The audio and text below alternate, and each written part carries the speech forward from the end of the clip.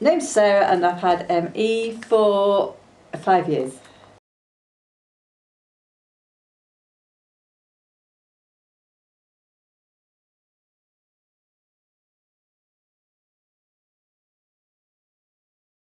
I think the biggie is pacing. That's basically huge.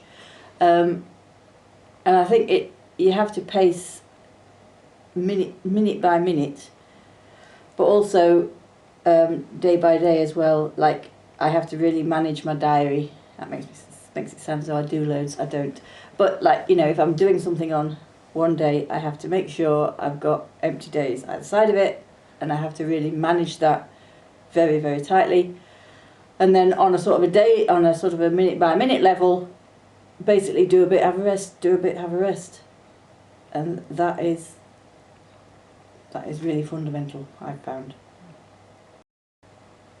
Something else I've found really works for me is a food supplement called Vegepa, which is an EPA anchovy oil thing. And I was very sceptical. I still am very sceptical about taking loads of stuff, but it was recommended to me by a specialist. Not that there's many of those. And so I started taking it religiously, and I didn't know if it was doing anything or not, because you don't really, but then I stopped taking it just to see what would happen, and about 3 weeks in, I was really struggling with brain blankouts again, and then when I started taking it again, things improved, so I deduced that it helps.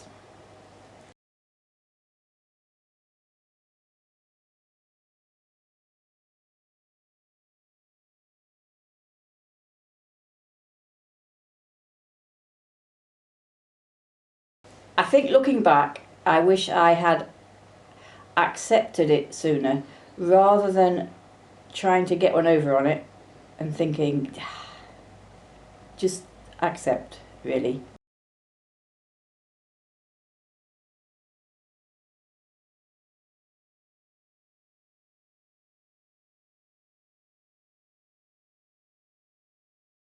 When I was first diagnosed, I was given 2 pieces of advice by friends who knew a bit about ME, and one of them was, don't chase symptoms.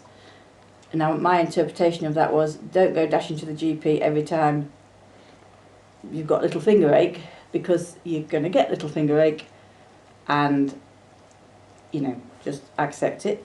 And then the other bit of advice was, don't go chasing magical cures, because there aren't any.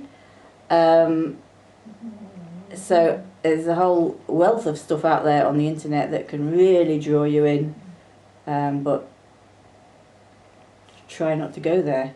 Or if you are going to go there, just go there slowly and just be kind of rational about it, and don't go wild and launch yourself at very expensive stuff.